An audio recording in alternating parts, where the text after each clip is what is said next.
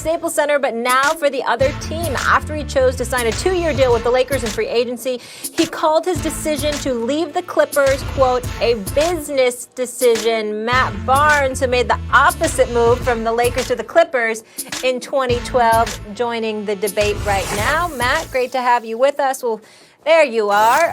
Hope all's going well during these crazy times. Happy to have you. Yeah, of course.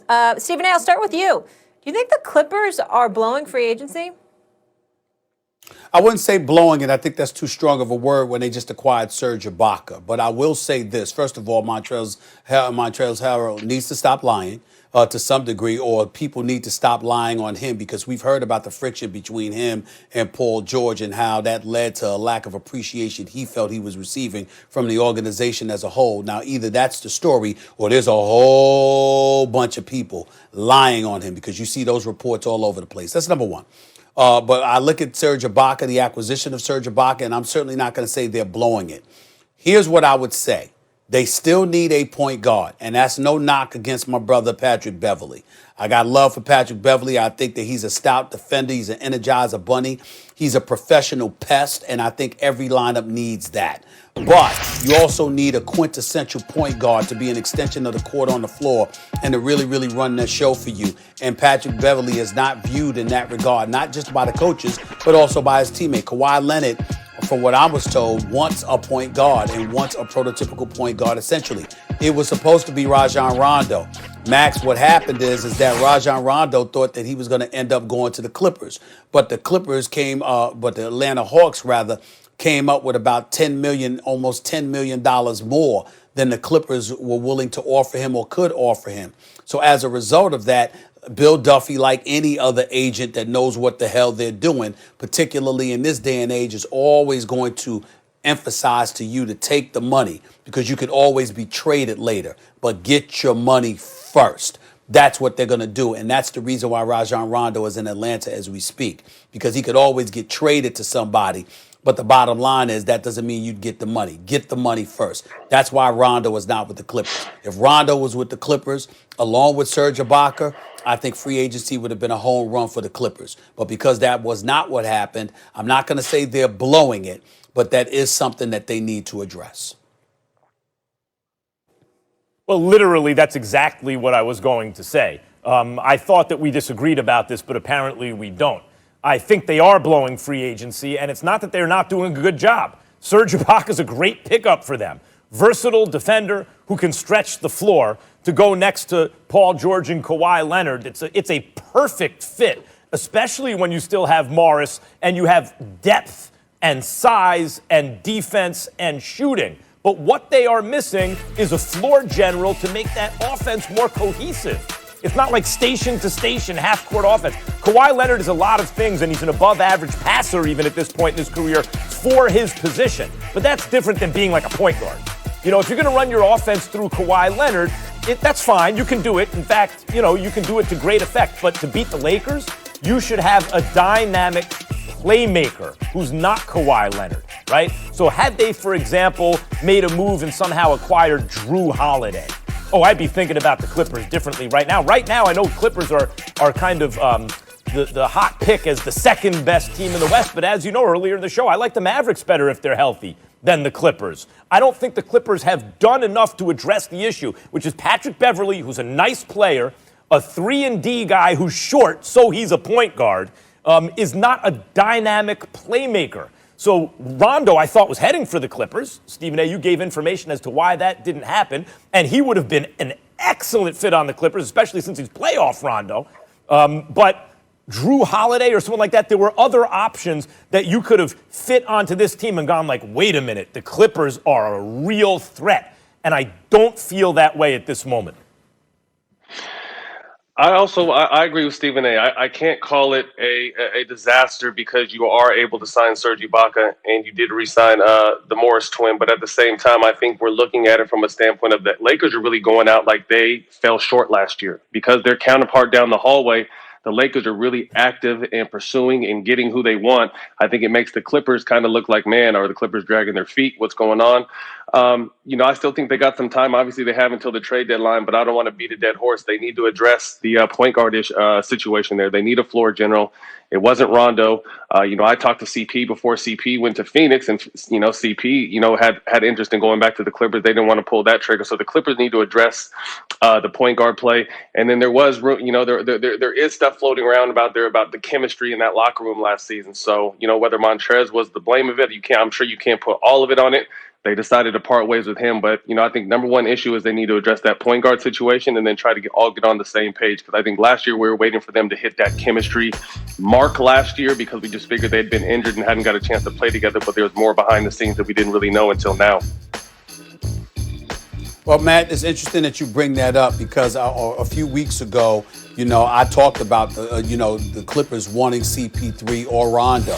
Obviously, CP3 would have been the preference, and I also know he's got a great relationship with Ty Lue, and as a result, that had him strongly interested in returning to the Clippers because of the relationship with Ballmer as well, who he still has dinner with a lot of times. But here's the reality. This is what puts the real onus on Kawhi Leonard, in my estimation. And I really want to hear what you think about this, Matt. The Clippers gave up all those assets. It wasn't just to get Kawhi. It's because Kawhi insisted he wanted Paul George. It wasn't enough for him to come to the Clippers. He sat up there and said, if you don't do what it takes to get my man Paul George here with me, I'm going to go to the Lakers and join LeBron and AD. Ballmer couldn't let that happen. So they mortgaged the farm and to get him, which is it's their decision. It's not his fault per se, but because of that, they didn't have the assets necessary to now give Oklahoma City to get CP3. And so not only did you use those assets to acquire Paul George, it prohibited you from having the assets necessary to get CP3. And that's why I look at Kawhi Leonard and say, excuse me, if anybody is on the clock, if anybody is on it, like we should have our eye on him, it's him. Because you're the guy that can play, but are you that galvanizing leader? And on top of it all, are you willing to accept the fact, damn, I know I'm a two-time champion and a two-time NBA Finals MVP, but they did all of this just to get me, and I didn't even get us to the conference finals.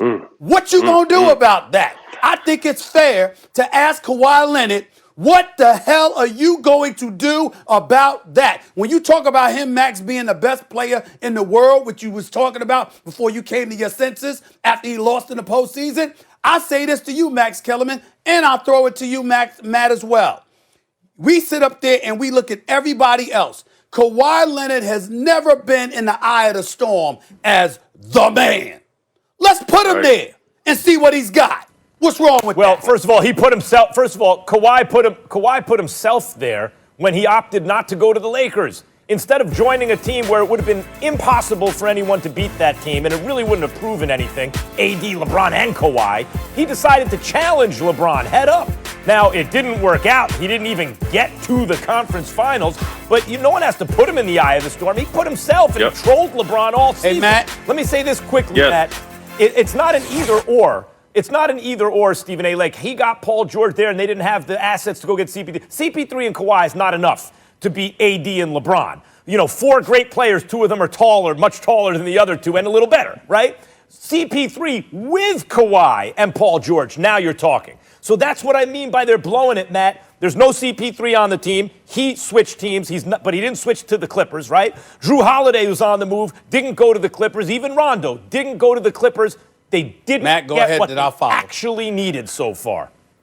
And I agree from a standpoint of, Kawhi hasn't shouldered enough blame. When you're the superstar on the team and they go out and get who you want, which is Paul George. And I haven't given up on that combination. First of all, they didn't play it together enough last year. But at the same time, I think after one season and a crazy season as it was, you can't give up on Paul George. We just had Paul George on All the Smoke last week. He's energized, out on a mission, so I'm excited to see what he does this year.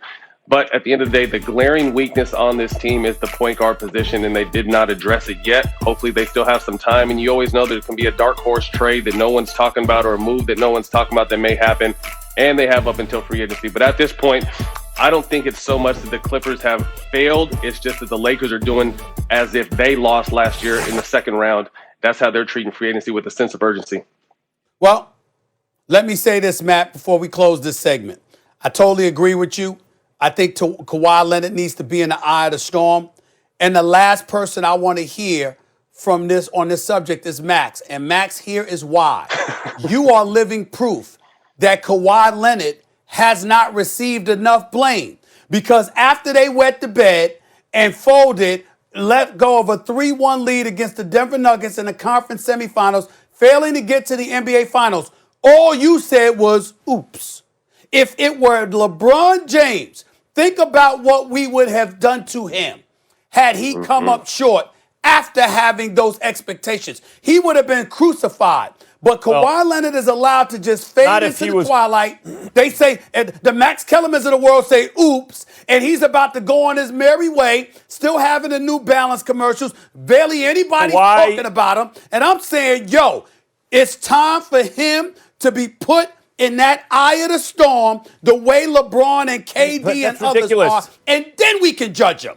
That's ridiculous. He got lots of criticism, including by me, for choking in the second half of a Game 7, which is what he did. But had Paul George been giving him superstar support, which is what he's there for, it might have been different. If you watched that Clippers-Nuggets series and you came away from it thinking, I can't talk to you when you lie. Not Paul I can't George, talk to you when you lie. I can't But talk to you when you lie. Never lie. You're lying. If the roles were reversed, if we're putting Kawhi as one of the top players, if not the top player in the world right now, the difference between his criticism and what LeBron would have still been getting up until next season starts, and even if he won a championship next year, they still would have talked about the season before. Stephen A. has a point. Kawhi definitely hasn't got the criticism that comes with being a superstar of your team, calling shots on your team, and not coming through. So that's why I'm looking for a bounce back season for Kawhi and PG. Kawhi got criticized. All right, we'll leave it on that note. Stop Max lying. calls it never lying. Stop lying. Don't lie on national television. You said oops. With the lie. You said oops. Stop. All right, bye, Matt. Good to see you. We'll talk to you soon. We have it all on tape. When we come back here on First Take, the mouth of the South, Paul Feinbaum, my guy, joins us next to let us know whose side he's on.